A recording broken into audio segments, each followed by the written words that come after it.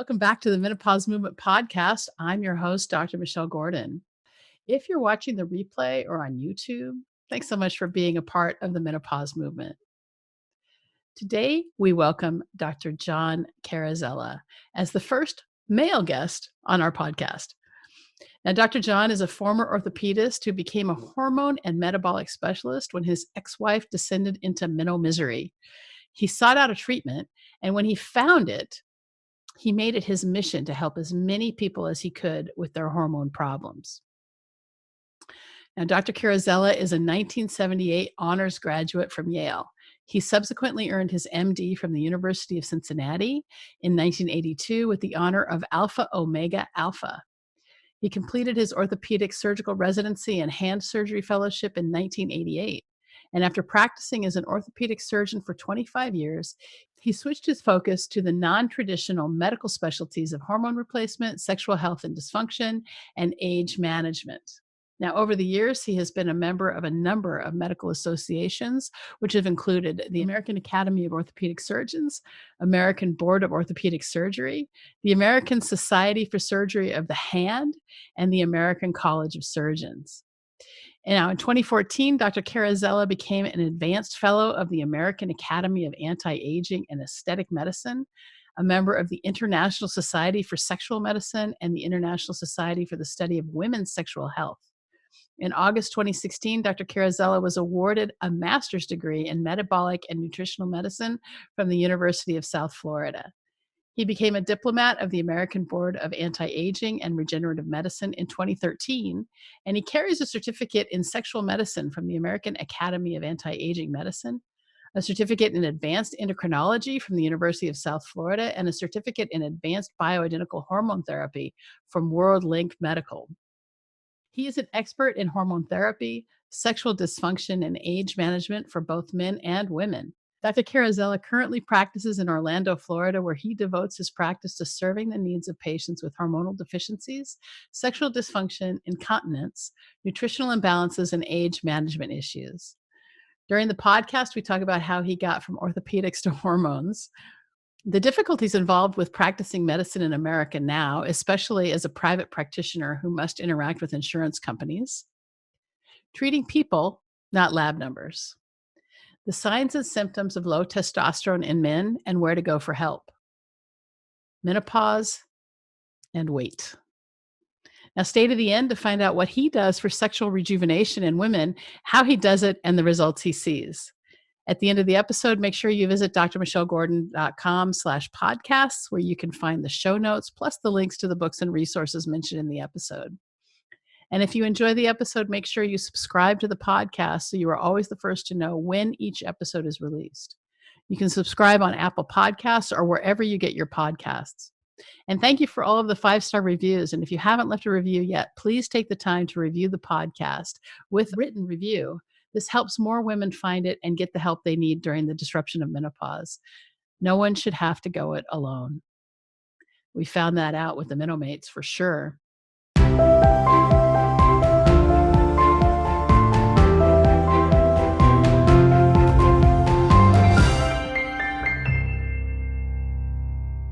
And I'm joined by Dr. John Carrozzella. John Carrozzella? You got it, yep. Yeah, awesome. So what I find fascinating about you, and the reason I wanted it, first of all, you're the first man to be on the Menopause Movement Podcast. So congratulations. I'm honored. Thank you. Wow. Yeah. And the other thing is that when I read your brief bio, you told us that you were an orthopedic surgeon. And so I want to know the story of how you went from orthopedic surgeon to women's sexuality and hormone expert, because orthopods are very different. I'm a surgeon, right? I'm a general surgeon. And how we look at, this is kind of funny. We make fun of you guys, right? So that we look at the orthopedists as, the kind of the mechanics, they fix the bones and that sort of thing. It's like, you got to be the smartest guy in medical school to get into the orthopedic fellowship. You have to be the highest on the test to get into the orthopedic residency, whatever. And then as soon as you guys graduate residency, you forget it all. And there was a fracture. I have to fix it. And that's it. So And I mean that all tongue in cheek. It's not like you guys aren't smart, but it's really interesting that all of the critical care, all that stuff just kind of goes out the window, and it's just basically, you become a carpenter. So let's hear your story. I'd love to hear it. Well, you kind of have it right. I mean, I went to the University of Cincinnati, and I was, 95th percentile on my boards, and I was the number one choice of my orthopedic residency. And matter of fact, there were several that wanted me. I looked strongly at San Francisco and a couple of others, but I stayed in Cincinnati because that's where they wanted me. And I was 95th percentile in my in-trainings, and just really did very well in everything that I did. Went out and practiced general orthopedics largely for 25 years, although I did have a fellowship in hand surgery, and I was like the first. Peter Stern came to me way back when, and he ultimately went on to develop one of the top hand surgery fellowships in the country, and he asked me to be his kickoff fellow because of my credentials. So yes, I did do pretty well over time, but I ended up practicing general orthopedics for about 25 years and really just got tired of the call, dealing with insurance companies, the sense of entitlement, and really kind of got burnt out like a lot of people do. It almost got to the point where it's physically challenging to go to work every day. Well, at one day shortly, so actually at one point I actually tried to leave medicine altogether. And while we were going through that transition, my ex-wife went through a rather dramatic menopause. And so we ran around, the neighborhood and went to all these doctors, and we got the usual stuff, which I'm sure, given the title of your blog and website, you have heard the story a million times. Yeah. Get over it. That's the way it is. Put your big girl panties on. This is what life is. Don't do that. It's going to cause cancer, and on and on and on and on, and all of the nonsense that you hear out there in traditional medicine regarding menopause and hormones. Well, we finally found a couple of people, and we went through the creams and a variety of different things and ended up in a pellet office, and it was nothing short of life-changing. The dramatic turnaround I saw in her was just nothing short of stunning. Her vitality came back, her energy came back, her enthusiasm, her sharpness, and my ex was an incredibly brilliant and sharp lady, and when that went away and came back, it was really kind of spectacular to see it related to the hormones. And, I got interested, and so I got approached by a pellet company to do what I call weekend warrior kind of stuff, where you went to a one-day training and learned how to put the pellets in. And after a bit, I started doing it, and I started seeing for myself this dramatic turnaround over and over and over again. But I had a problem with the way that they were teaching it. I would do it, and of course, like anything else, 80% of the people would get better and 20% would have challenges or whatever. And my supervisors at the time said, well, just give more. Well, I had a problem with that. And I really wanted to start to understand more of the physiology and all of the biochemistry. And with my history of being really highly intellectual and all this stuff, being a one-day wonder wasn't good enough for me. So I eventually found the American Academy of Anti-Aging and Aesthetic Medicine and went on to the University of South Florida and got a master's degree in nutritional and metabolic medicine. Ultimately got a certificate in advanced metabolic endocrinology and started doing all of the things that I couldn't stand in medical school, that is physiology and biochemistry and endocrinology, and actually fell in love with it. I have gone on to really become somewhat of an expert in this field. I mentor with a internationally renowned expert named Neil Rouzier, who teaches at an exceptionally high level. And all we do is evidence-based medicine. And everything that I preach in my office, everything that I do is right out of the literature, using parameters that you can find in everyday literature, in the endocrinology literature, Maturitas, and you pretty much name it, and I've got references in my library to show that what I do is evidence-based. And I really believe in evidence-based medicine. I don't want to do anything that's crazy or weird. Of course, sometimes with some of the sexual rejuvenation stuff that's so cutting edge these days, there's not a lot of big literature on it, but I pretty much try to stay in the literature and stay in command of the literature and be able to defend pretty much anything that I do these days. So it's fun and it's exciting. It's definitely life-changing, not only for myself, but truly for my clients and my patients and the people who come to see me. And it is far more fun than fixing a broken arm, I can tell you that. So where are you located? I'm located in Orlando, Florida, and in an Orlando. area known as Restaurant Row. We're right near International Drive, where all the tourists go, and right near Bay Hill and Windermere, some of the nice Not reception. right now. Yeah, well, yeah. Yeah.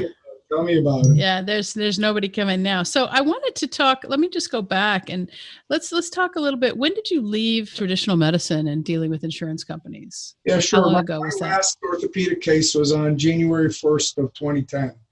I Okay. spent about a year and a half outside of medicine looking at other interests. And God made it very clear to me that my calling was a physician. And when he put this hormone challenge in front of me, I was really excited to pick it up and run with it. And it's been totally revolutionary and life-changing for me, as I said. Yeah, sure. So back then in 2010, I mean, insurance companies were paying a little bit more than they do now. And so what we've found, I mean, I don't know if you've seen this, but, my practice is in the process of trying to recoup funds from 2015. Oh my And up, right? And so, what a lot of people don't understand in the medical field in America, the broken system that we have is that, you come into the hospital, say, with a problem, or you come to the office with a problem. So you have a broken arm for you, a gallbladder for me, and we schedule that and we do it. And then the insurance company says, if you have a contract with them, they say, okay, this is what we're going to pay you. And then they often pay you less. And the way that Duc Vong said it on the thing I had with him was like, it's like going out and having $200 or $300 dinner and then leaving after you've had that dinner and then coming back and saying, well, I'm only going to pay you $100 for that. And it's a similar thing, except for, the insurance companies at the end of the day, all they want to do is just not pay. And so we have, so many people that are just dedicated to making sure that the insurance companies do what they're contracted to do. And then if you're not in network, then they make it really, really hard to get paid. And they send checks to patients, and then patients will steal the money thinking that since it's made out to them, it should be theirs. And then you have to sue patients to get the money back, and that makes us look bad. And so there's a lot of misinformation out there, especially when it comes to out of network. And the reason why people are out of network, doctors are out of network, is because insurance companies won't contract with the little guys for a decent amount of money. And so if you only have one doctor or two doctors or three doctors in your practice, and you're only covering a certain number of lives, the insurance companies have the power to say, well, we're only going to pay you 50% of what Medicare pays. And there's zero control. And so I just don't think that the public really understands how difficult it is to be an independent doctor. And then with all the MBAs who have come into medicine, with all the mergers that have happened and the big bloat in administration, it has ruined healthcare. And that has become so evident in this coronavirus pandemic in America, and the fact that we're having trouble getting PPE, and we're having trouble, making sure that people are actually coming to work at the front lines, and then they're paying nurses more than they pay doctors. So this isn't just trying to get into a political argument about this, but it's more that, we've got a broken system, and COVID has really proven how broken it is. And so I'm hoping that we'll fix it. But you did say something about entitlement. And when you say that, you mean entitlement by the insurance companies or entitlement by patients?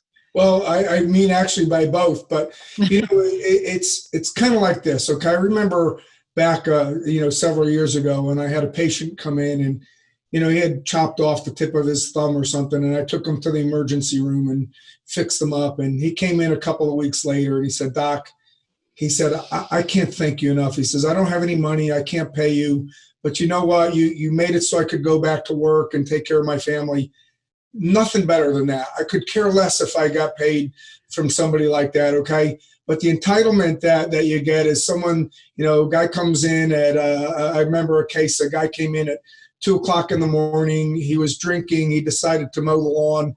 He slipped his foot under the lawnmower, and so I had to go in and clean it up. And the guy came in, and and he says, you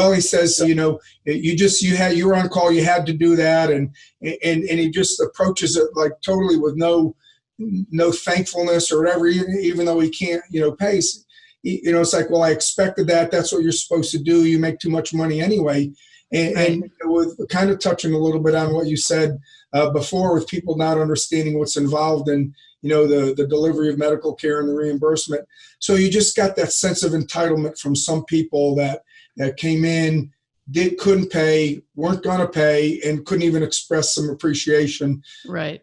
It's like, I'm totally generous. And if someone just acknowledges that, I did something nice for them, I'll work with them or write it off or whatever. It's just, it got too often. And then the same thing you said about the checks. When I've had that happen when I used to take insurance, the checks would go to the patient and you knew they cashed it. And then you go, well, where'd the money go? And they go, same thing you said. And now here you are suing them. And you go, goodness gracious, didn't you know that's not yours and was supposed to come to me for taking care of it? So those kind of things. And then, that insurance company hassle it's just so nice not to be dealing with that anymore.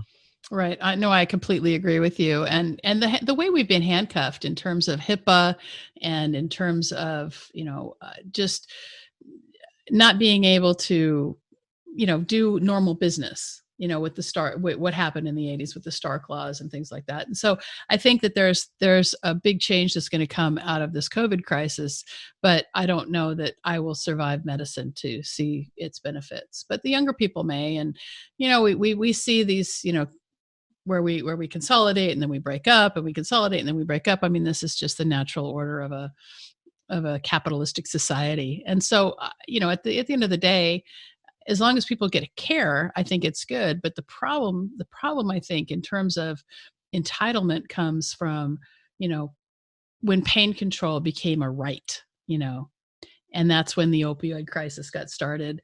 And then hospitals treating patients as if they're in a hotel, and people thinking that, in America, when they come to the hospital, that it's all about the way that we serve them instead of the fact that they're sick and we're taking care of them and we want them to get out so that they can go home and live their lives.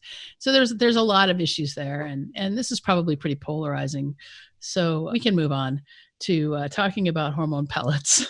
Absolutely. So how did you get, so you say that you took this 1-day course and you started doing hormone pellets and you tried it on your ex-wife and she had a dramatic change. So what's the process? How do you administer? How do you decide what kind of lab tests do you do? That sort of thing.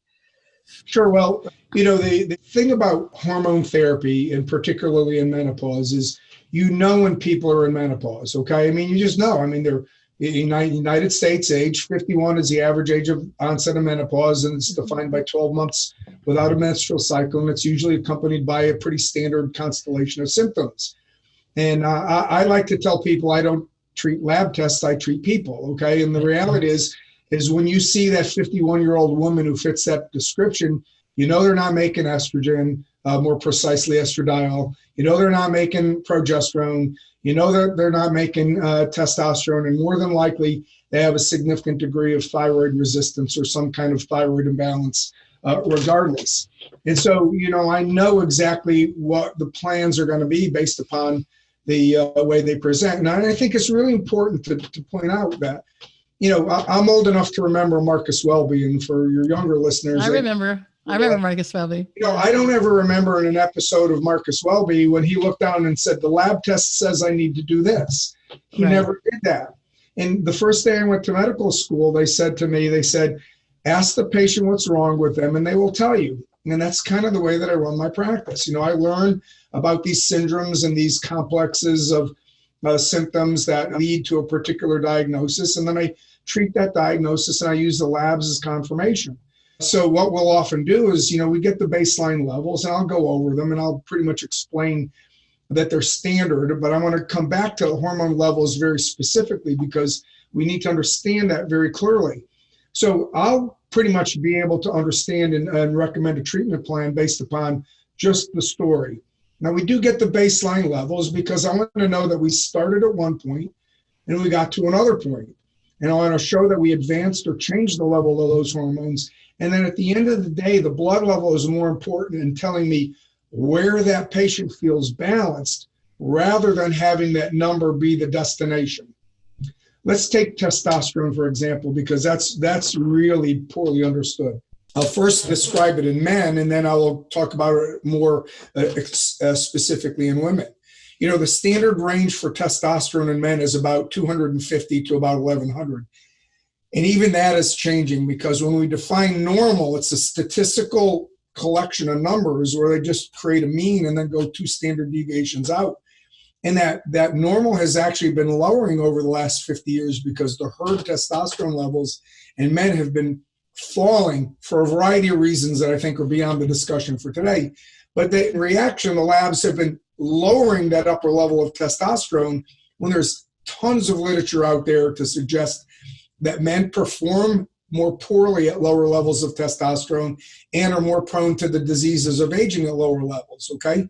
So what we do is we define this normal range, and yet we find that when we administer testosterone as a supplement, which we often have to call it, when you're giving it to them in the normal range, that is, we're not treating low testosterone. Low testosterone in men is defined as 2 separate measurements of testosterone drawn before 8 o'clock in the morning, accompanied by the symptoms of low testosterone. So that's the only conditions of which you can make that diagnosis. And I'd say that 90% of the men that I treat don't have a diagnosis of low testosterone, yet they have a symptom complex that responds dramatically when you use testosterone off-label as a supplement to improve the symptoms. And you can go to the literature over and over again and find out that men that are below 900 have a higher incidence of cardiovascular disease and Alzheimer's disease, and that as you go down in those numbers, all kind of things from erectile dysfunction to mental clarity to dementia, type 2 diabetes, all of these go up in incidence. And when you use testosterone in those situations, they get better. So let me just ask you a question really quick. For the women who are looking to maybe help their husbands, okay, or their partner who is a man, what do they want to look for a man who has low testosterone or the symptoms of low testosterone that might need some supplementation? Oh, absolutely. Very, very simple. They have low energy, fatigue. The couch calls their name at 3 o'clock in the afternoon.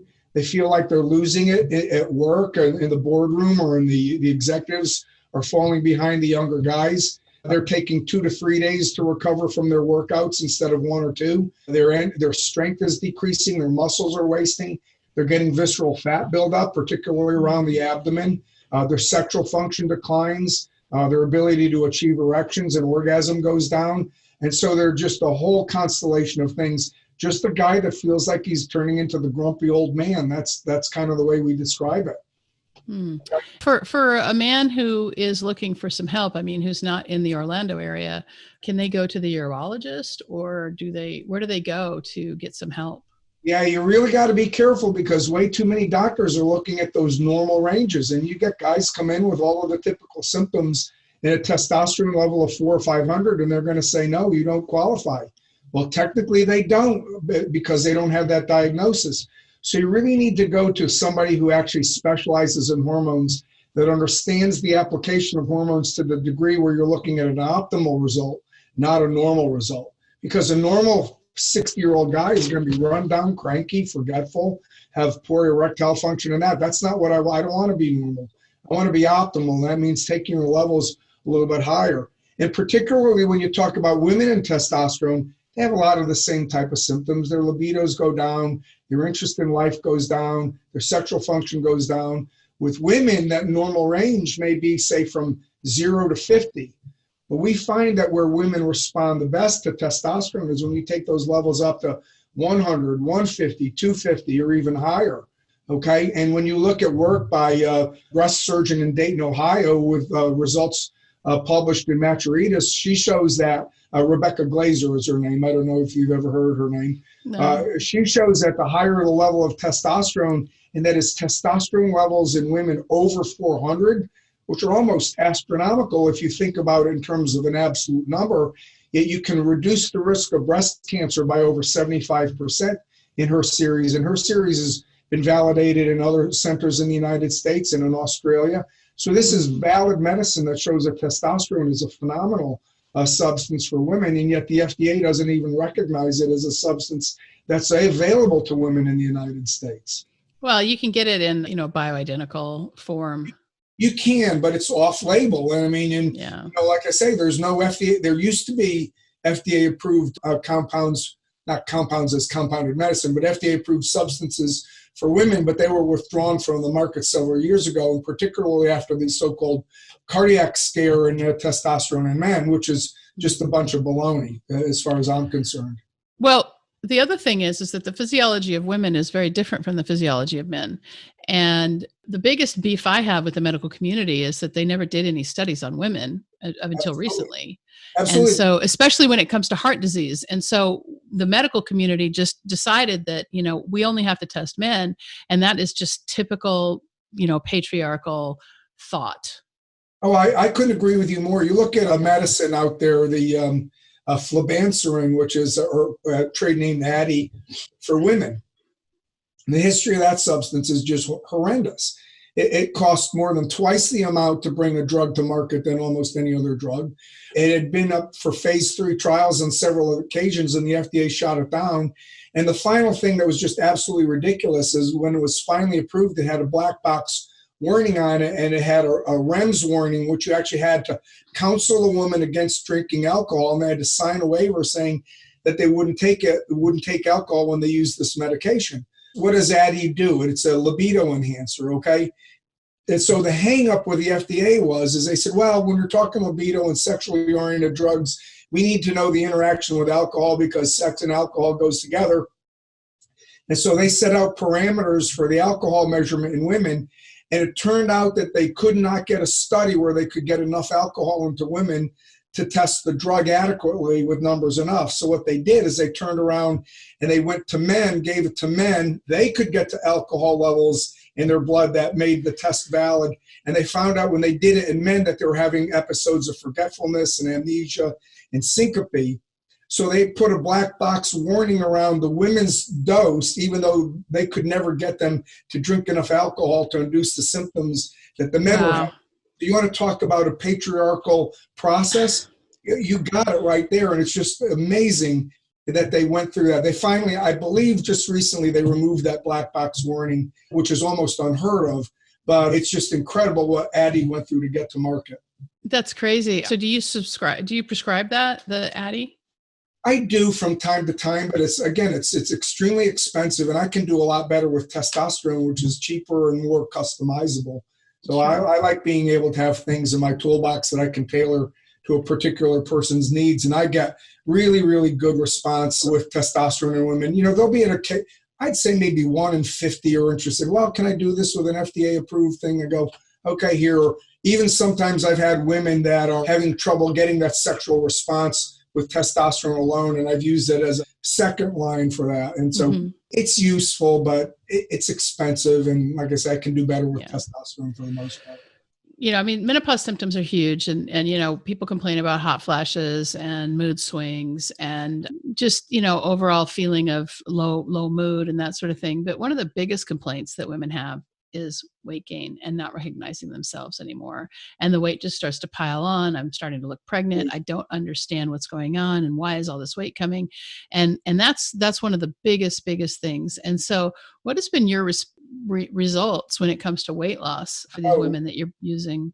Yeah, that is huge. I mean, one day does not go by when we're dealing with weight by multiple of my patients, okay? Mm-hmm. And it's very clear. But see, my belief, I'm an advocate of Jeffrey Fung, who's written some really good stuff on this. I'm a true believer that the reason why people gain weight is because their insulin and sugar metabolism gets out of whack. And that in order for that insulin and sugar metabolism axis to work properly, we must be balanced in our other hormones, that is testosterone, estradiol, and thyroid. And there's tons of literature that shows that interaction with those. And that's why you see a lot of women say, doctor, I turned 45 and all of a sudden I started gaining weight and I didn't change my exercise routine. I didn't change the way that I eat. What's happening is the way that they're handling the carbohydrates that their body used to be accustomed to dealing with, they can no longer handle those carbohydrates in the same way. And so what happens is we start to get what's called insulin resistance, but it's really not. It's really sugar excess. That excess of sugar relative to what our body's capability is starts to exceed our body's ability to metabolize it. And we end up storing all of that sugar. It goes through the triglycerides, and then it goes to fats.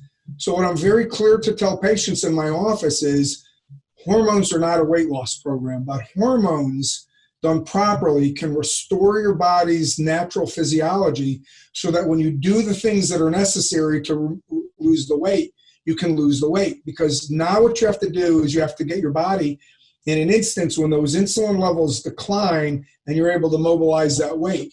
Because the key is managing that insulin sugar axis to make sure that your insulin drops so that your body's need for energy develops, you can mobilize that fat. Because the problem is when you have so-called insulin resistance, you'll get hungry or you'll get whatever, your body will need some energy. And the only place that your body can get energy when your insulin levels are high are by eating. You're not mobilizing. The people that I find in my office that manage their hormones, we optimize their thyroid, we get them on a good protocol, and we get them into a protocol where they're eating 2 meals a day, 20% carbs, 80% fats and proteins. You have that 16 hours a day where you can really drop those insulin levels down. Those are the people that learn how to mobilize their fat. And if you do that and adhere to that, you'll probably get about a 90% effectiveness rate. And those remaining 10% of the people, sometimes they're going to have problems with chronic inflammation, gut inflammation, toxicities, or some other type of metabolic blockade that's preventing them from losing the weight. So when it gets to weight loss of age or the weight gain of aging, it's almost always related to hormone imbalance. You got to get those hormones balanced, and then you've got to manage the insulin and sugar metabolism system. I mean, the studies are out there. 99% of the weight loss programs that don't pay attention to insulin metabolism will fail in the long run, and the people will either gain back all or more than their weight and then they lost beforehand. So we know that diets don't work, right? We know that if you're going to diet, and once you stop dieting, you're just going to gain weight again. So if you want to lose weight, it's a lifestyle change. You talked about Jason Fung. He wrote the Obesity Code. He's a proponent of intermittent fasting. And for anybody who's listening to this, you can go back and listen to my podcast with Diane Parham, which talks about today's fasting for intermittent fasting for today's aging woman, where she found that the way to really help women, older, 45 and up or so, is a 20-hour fast. And that was her result. And then also there's another podcast that I did called, which intermittent fasting method is right for you. And that's all about the different types of intermittent fasting.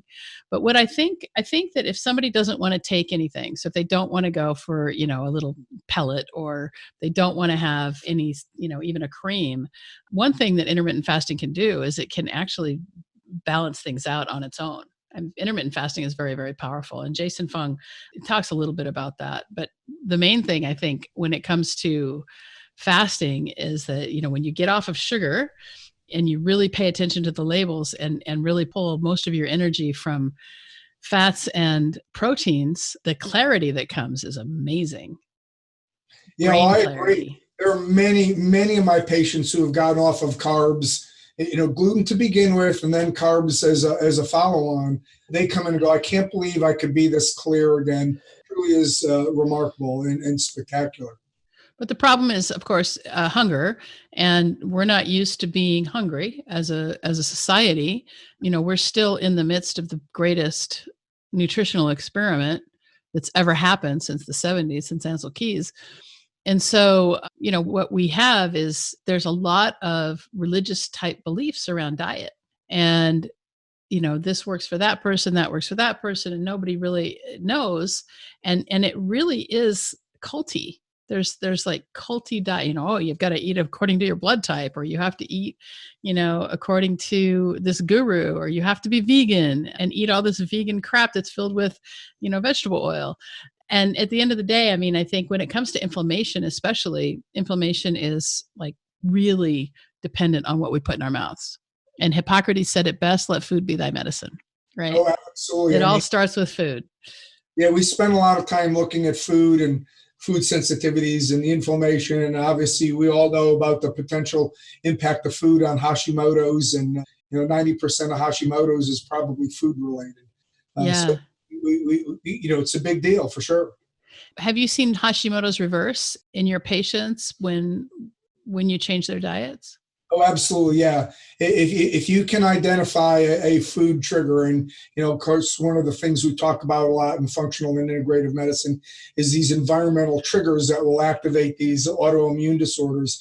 If you can identify that trigger and withdraw that trigger, DNA that produces that immune response will fold back upon itself and it will reverse, okay, in many cases. Now, I can't say that that's every case you're going to do that, because either, A, you may have just a pure autoimmune expression, or you may not have identified that environmental trigger. But you can reverse, and I have seen Hashimoto's reversed by getting people on clean, healthy nutritional programs that exclude their food triggers. And I've also found low-dose naltrexone to be relatively helpful as well. So good food counseling, identifying inflammatory foods, removing those food triggers, and low-dose naltrexone can be an effective prescription for Hashimoto's. What is the most common food trigger that you see with Hashimoto's? No, without a question, gluten. So I mentioned that 90% of Hashimoto's may be food related, and out of that, 75 to 80% is probably gluten. Well, it's interesting because, in Japan, gluten is protein that's eaten separately. So I think we have to also pay attention to the fact that it's probably American gluten and not necessarily international gluten because of the GMO, all of the ways that we have genetically modified our food source here. For sure. A great reference on this is a book called Wheat Belly. Okay, and I'm sure yes, I've heard of Wheat Belly. He goes into original wheat had like 14 chromosomes in it. Okay, well, the wheat we in the United States has got like 50, approaching 50 chromosomes. Of course, they wanted to make it shorter and thicker stalks so the wind doesn't blow it over, and more fruit at the top. And while it takes $1 billion to get a drug through the FDA, the way you get food through the FDA is you cut off a wheat stalk, you bring it in the FDA, go, here's wheat. And they go, yeah, it looks like wheat, you can sell it. And that's about what happens. And so the proteins in the gluten that we eat today are so foreign to the human body. That's why we have the reaction. And I've had a patient that could not eat American gluten, but when they would go to Europe and eat European gluten, which was more tightly restricted, they had no problem with it. So it's that's really a really interesting, point, because when you go to France, everybody eats bread in France. Bread is like life there, and it doesn't affect me the same way when I eat bread there. So, it's hard to like go to France and not eat bread or eat a croissant or, something like that. So it's just really very different. But what about like Roundup Ready? We see so much that, that has Roundup actually genetically programmed into it. And Roundup is what, glyphosate, right? Yeah, it's really interesting. If you go back into the 1970s, what was really bothering the medical community at that point was the rapidly rising rate of obesity and type 2 diabetes. And so the curve is ascending at a particular rate. And right around the middle of the 1970s, three things happened. One, GMO wheat that was so-called Roundup Ready, the application of just widespread glyphosate so that they could come in and just spray the wheat fields and the wheat would still grow. And at the same time, we went to a carb-heavy nutritional program. Yep. So it was like a perfect storm. So we had all of these things came together, and all of a sudden this obesity type 2 diabetes curve that they were trying to modulate goes like this. Instead, the exact opposite happened of what the powers that be were trying to happen. Well, let's remember that, back in the 50s, the sugar industry quashed all the evidence-based research that said that sugar was responsible for heart disease. And they decided to blame it all on fat because Ansel Keys made a decision based on his thoughts. There was zero truth behind it. And still the cardiologist, the American College of Cardiology still says eat a low-fat diet. Even still, after all this research that shows that if you have Dr. Kate Shanahan, who wrote a book about nutrition called Deep Nutrition, and I think she's just come out with a new version of it, but she says nature doesn't make bad fats. So any natural fat is okay. And what the research has shown is that these natural fats will increase the size of the LDL particles and make them much more fluffy, and so that they don't stick. And when they don't stick, you don't get plaques. And when you don't get plaques, you don't have heart disease, and you don't have carotid artery disease, and you don't need surgery, and you don't need stents. And I mean, stents are a whole nother thing that we could talk about. Oh, but I mean, I have a whole thing with dairy. Dairy is the perfect food for a baby cow, but at the same time, it's not horrible because it's a natural fat, but we are still the only species that eats another species' milk, which is, I mean, if you're going to cut something out of your diet, probably the first thing to do is cut out wheat from America. But then, the next thing would be, manufactured fats, and then probably dairy. I you're still having trouble. I mean, you are right on the way that I think, and the way I think that the really informed physicians are starting to understand nutrition and weight loss and weight management. And I don't call it weight loss. I call it weight management. And I would rather, yeah. One of the things that I impress upon my patients all of the time is, listen, I want you to be at an ideal weight, but people feel bad when they're overweight. Right. And they get this image in their head that if I could lose 50 pounds, I would feel better. So they equate the way that they feel with what they weigh. And what I find so many times is I say, well, listen, let's do this. Let's get you feeling healthy. Let's get your physiology in tune. And then let's see what your weight comes out to be. Because really, as long as you're being aware of visceral fat, axial fat is not as bad. People, once they feel better, they think they want to lose 100 pounds. Then they lose 40 pounds and they're feeling like $1 million. They go, you know what, I feel pretty good. I look pretty good. I'm happy. I've lost weight. My husband's happy again. And it's more of an overall global thing that makes people feel that they've got to lose weight. But when they get to the point where they're healthy and vital and active, the focus on that number isn't as profound because they're lighter with healthier. And when they're healthier, but not necessarily as light as they want, they go, no, I'm good now. Yeah, I have to agree with you. I mean, I think at the end of the day, a lot of it has to do with how we feel. And when we're able to look at ourselves in a different light, plus minus hormones, when we can look at ourselves in a different light, then we can start taking action that is going to give us the results that we want. And so one of the things, I have a program called the Minnow System, and we take women from minnow misery to minnow mate. So, women who are really bothered by symptoms, hot flashes, sleepless nights, mood disorders, weight gain, those sorts of things. And we move them into, the minnow mate way of living, which is, somebody who doesn't really have any, bothered by symptoms. And what we're seeing these massive weight losses, 40, 50 pounds, but it isn't really about the weight loss. Just like you said, it's really about how they feel about themselves. And the fact that, once they make these changes, they want to get up and move more. It's so funny to see, like, from the beginning when people are like, oh, I just have to sit on the couch. And then when they start making some of the changes that we recommend, it's like, all of a sudden I'm out and I'm active and I'm feeling really good about myself. And I don't know where all this energy is coming from and that sort of thing. And, my story is that, I all of a sudden I gained like 50 pounds and I went through, I'm a doctor, right? So I'm like, what the hell is happening? And I went to, my wife is a doctor and she's an integrative medicine physician, right? And I'm like, what the hell is happening to me? And she's like, oh, you just got to wait it out. And I'm like, I don't want to wait it out. And it wasn't that bad. I mean, she did give me some advice. We did change our diets and things. So I don't want to bash her. But then I went to gynecologist and they just wanted to give me hormones. So I took hormones and then I got a period and I was like, I'm not interested in having periods again. I didn't have periods on purpose, for a long time. So I was like, this isn't going to work for me. So I kind of spent a lot of time just researching and putting together things that worked for me that I didn't have to take any hormones. And, my result is a 50, 60 pound weight loss and I'm still losing. So I had gained a lot after having a baby that I just never lost. And so now that I'm, feeling a lot better after making all these lifestyle changes, all I want to do is, share the good news. So no, that's a remarkable story. But, specifically getting into the hormones, I mean, there's no doubt that when you look at hormones and their relationship to disease as we age, there's a direct correlation. I mean, there's a 5 times increased risk of Alzheimer's disease. You can cut cardiovascular risk by over 50%. by being hormonally balanced. I mean, you can reduce the risk of breast cancer by elevating testosterone levels. You improve type 2 diabetes. So, I mean, hormones are so beneficial to our overall physiology that, when I was learning marketing and things like that, when I was in business school, they say, okay, well, there's riches and niches, and what you got to do is, you can't ever have a product that everybody should be taking.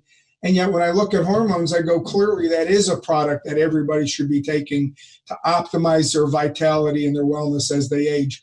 So it's crucial in so many things. I mean, there's this big 10,000 person study called the Cache County study on hormones and the development of Alzheimer's dementia. And it clearly shows that women that are balanced in hormones have a 80% reduction in the risk of dementia. Now, we spend gazillions of dollars trying to treat dementia. Well, okay, why don't we spend a couple of small dollars and prevent 80% of it? And then we have less of a problem to deal with.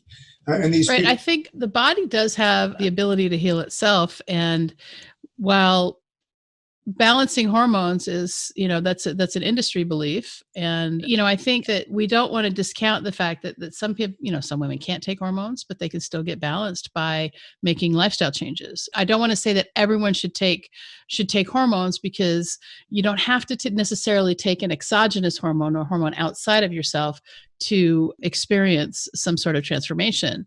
So it's just a matter of making some changes. I mean, like me, I didn't want to take any hormones. I mean, I sometimes take testosterone, but I forget to put it on, and it's just, but that's why you have the pellet, right? That's why I have the pellet. Don't get me wrong. I do all of the techniques. Okay. I mean, I'm really facile with pellets, creams, injections, whatever it takes. I find people do best on the pellets, and that's why I, prefer the pellets. But people are individuals, and some people don't like sticking that thing in their butt every 3 months. So I mean, you got to do what the people want in order to make sure that they're getting the benefits of the treatments that they'd like to have. So when it comes to the pellet, do you formulate it first for them, or do you just have pre-formulated pellets? Each individual's dose is individualized. Okay. But what we do in stock is we have testosterone, we have 12.5 milligram increments.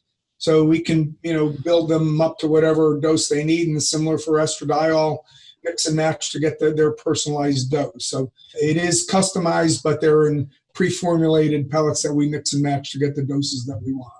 And so you create one pellet for the patient every 3 months? Well, it's not necessarily one. I mean, let's say, somebody needs 137.5 milligrams of testosterone. You might use 87.5 and a 50. Or 100 and then 100, so they would get 2, but they would be getting that. And then, of course, they would need their estradiol, so that would be 3 tiny little pellets about the size of a grain of rice, or even much smaller than that. It's inserted through the same kind of device that many women have seen to insert their progesterone birth control pellets under the skin in their arm. Same thing. Okay. Do you use an ultrasound machine when you put it in? No. It's a pretty simple procedure. It's just a little bit of local anesthetic, tiny little 2 or 3 millimeter nick in the skin. The device goes in. The whole thing in women takes about 2 or 3 minutes, and for men, maybe 3 to 5 minutes. Okay. And you put it in the subcutaneous fat in the buttock? Yep. For women in the buttocks. Men, we've just changed to the flank, because men get obviously a great deal more hormone, and that flank spot tends to be a little bit more protected and out of the way than the butt. And it allows them to get back to their vigorous athletic activities faster. So would you put, if you had a woman who was really vigorously athletic, because a lot of women are vigorously athletic like me, would you put it in the flank for her? Well, then you get into the cosmetics of it, okay? I mean, I would if she had requested it there and understood that there would be a visible scar. But I mean, I'm in Orlando, and I deal with a lot of Brazilians, and the last thing you want to do with a Brazilian is put a visible scar on their thong line, and they'll about have your head off.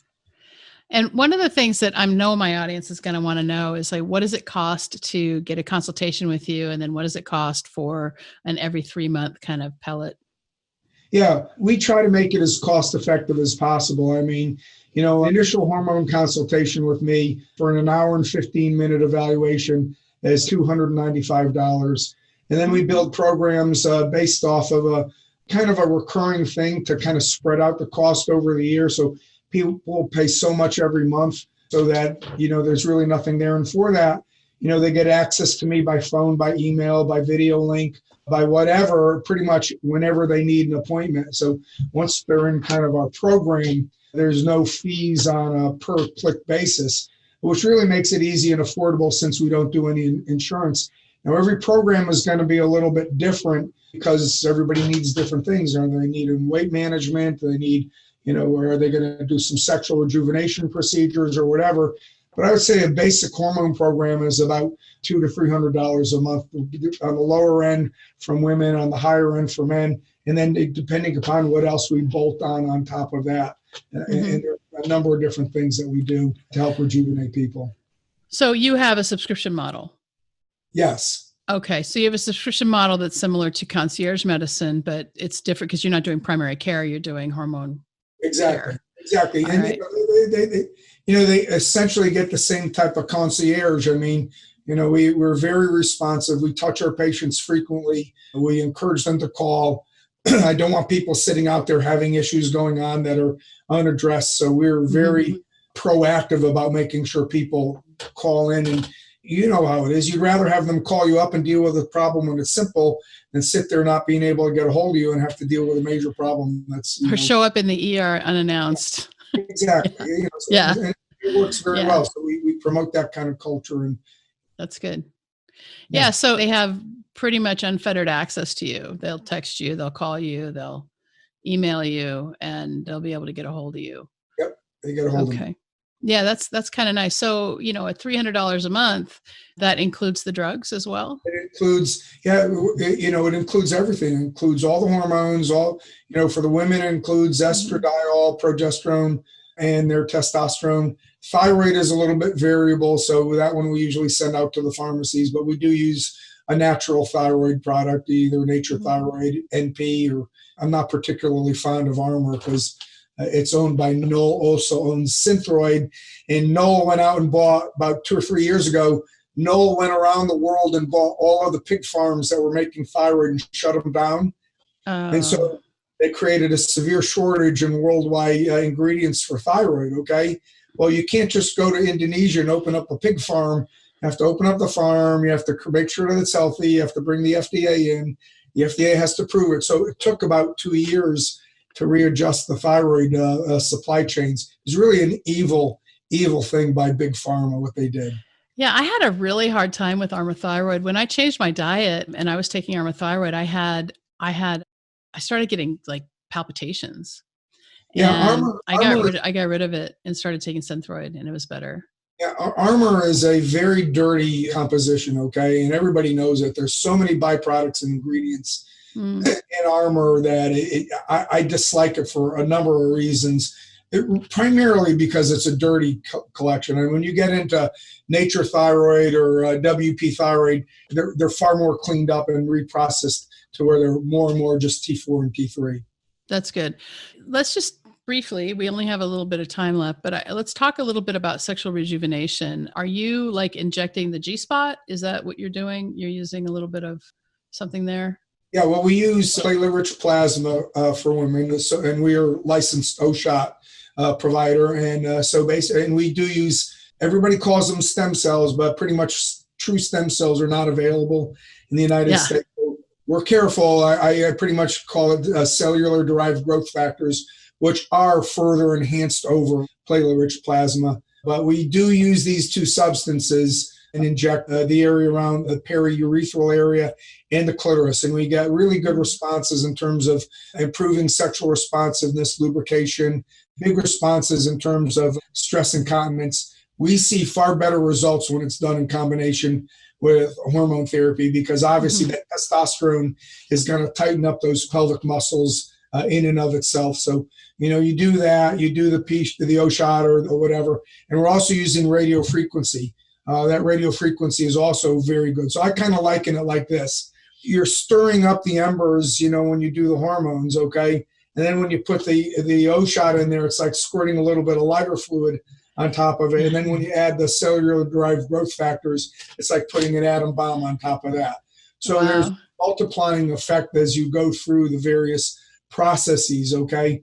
And we find really, really good results in hormone balanced women that do the radio frequency, that then do either the O shot or the combined with cellular derived growth factors. So when we get platelet-rich plasma, that's really just derived from the patient's blood. So you draw the patient's blood, you spin it down, you take the plasma out, and then you use that as injectable. But I'm sorry, but the thought of a needle in my clitoris is, no. Truly. No. There are people who will bypass that recommendation, but we were very, very good at getting it numbed up. We use a topical cream to get started, and then we use specific nerve blocks that help create a numb environment. So while probably it wouldn't be the first thing you did on in preparation for a Saturday night, it is something that women do, and at the long run does tend to mitigate whatever discomfort to get started. Are you blocking the pudendal nerve then? Yes. Okay. Wow. That's really cool. Well, on that note, how do people get a hold of you? Well, they can reach us at our website, and our website is really, really easy. It's www.hormonesandwellness, all spelled out, so hormonesandwellness.com. And we're in Orlando, Florida, and it's easy to find me, Dr. John Carrozzella, at the Florida Center for Hormones and Wellness. That's great. Well, John, thanks so much for coming on the Menopause Movement Podcast. This has been great. And if we get a lot of questions, we'll bring you back. I think Awesome. This is really great.